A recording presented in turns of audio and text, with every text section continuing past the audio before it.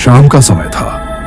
हल्की धुंध आसमान में तैर रही थी और कुसुमपुर की ओर जाने वाली सुनसान सड़क पर दो परछाइयां धीरे धीरे आगे बढ़ रही थीं। वो था राहिन और उसके साथ चल रहा था एक आदमी, रघु।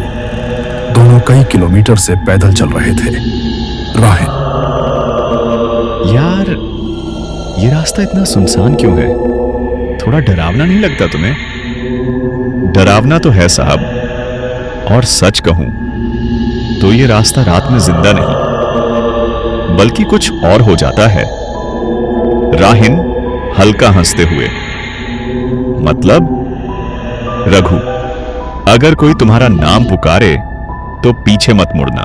सड़क के किनारे जैसे जैसे वो आगे बढ़े, सड़क के किनारे खड़े पेड़ों के पीछे से काले साए उनका पीछा करते नजर आने लगे।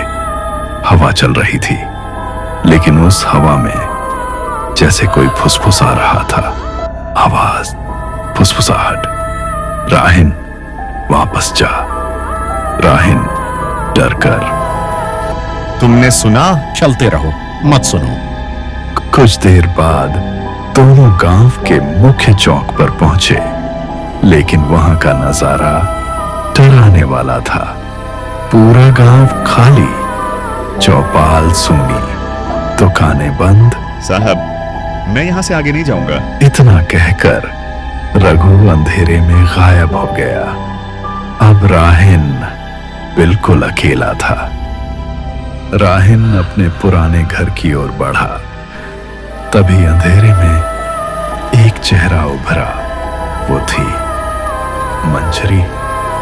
मंजरी धीरे, अजीब मुस्कान के साथ। राहिन, इतने सालों बाद मंजरी, ये गांव ऐसा क्यों हो गया है? हर रात कोई न कोई गायब हो जाता है और आवाजें लोगों को अपने पास बुलाती हैं। रात गहरी हो चुकी थी। राहिन अपने कमरे में अकेला बैठा था।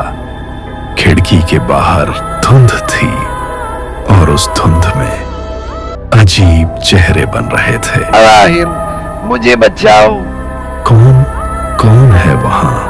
अगले दिन राहिन को पता चलता है कि यह गांव एक श्राप के अधीन है और यह श्राप उसके अपने परिवार से जुड़ा है। होते ही राहिन उस जगह पहुंचता है जहां कभी मंदिर हुआ करता था। जैसे ही वो दिया जलाता है, जमीन कांपने लगती है। मंजरी अब डरावनी आवाज में, मैं ही हूँ वो जिसे तुम्हारे परिवार ने कैद किया। उसकी आंखें काली हो चुकी थीं, चेहरा राक्षसी बन चुका था।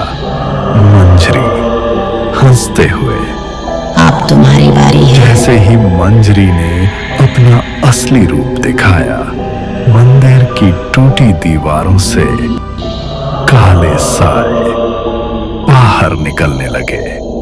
राहिन पीछे हटने लगा, लेकिन उसके पैर जैसे जमीन में धंस गए थे। मंजरी गूंजती हुई आवाज में, भाग नहीं सकते। तुम्हारा खून इस श्राप की चाबी है। साए राहिन को पकड़ लेते हैं और उसे जमीन पर घसीटते हुए मंदिर के अंदर ले जाते हैं। मंदिर के अंदर एक पुरानी मूर्ति के सामने खून से बना हुआ एक चक्र चमक रहा था। राहिन को जैसे ही उस चक्र के बीच फेंका गया, उसे अजीब अजीब यादें दिखने लगी।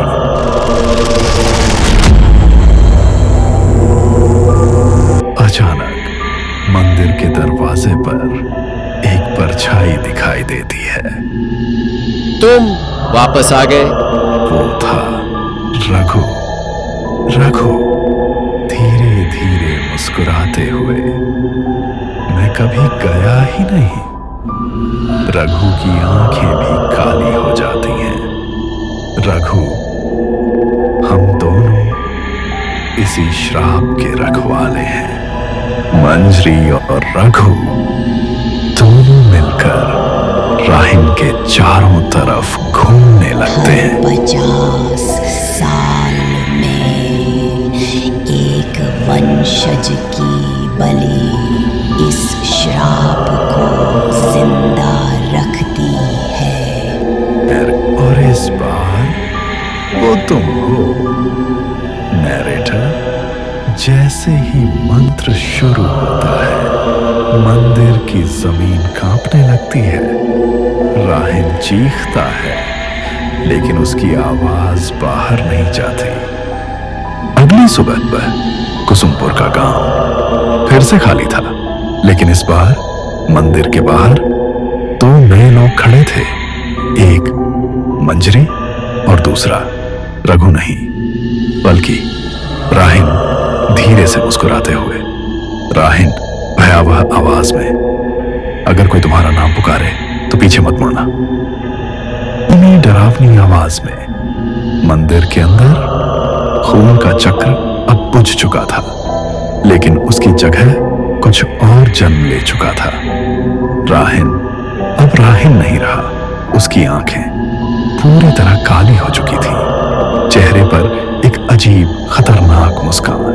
मंजरी धीरे से, अब तुम हमारे जैसे हो, अब तुम्हें भी भूख लगेगी। कुसुमपुर का गांव फिर से बस चुका था। लोग वापस आ चुके थे, जैसे कुछ हुआ ही ना हो। लेकिन गांव के बाहर खड़े थे 3 साए, मंजरी, रघु और राहिन। राहिन धीरे से मुस्कुराते हुए, आज पहला शिकार कौन होगा? एक छोटा बच्चा अंधेरे में अकेला खेल रहा था। तभी उसे पीछे से आवाज आई। आवाज राहिन की। सुनो, तुम्हारा नाम क्या है? बच्चा पीछे मुड़ता है।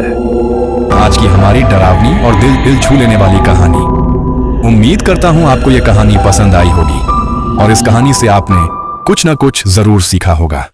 अगर आपको यह वीडियो अच्छा लगा तो वीडियो को लाइक जरूर करना और चैनल को सब्सक्राइब करना मत भूलना, क्योंकि मैं आपके लिए ऐसे ही मजेदार, डरावने और इमोशनल कार्टून स्टोरी लेकर आता रहूंगा।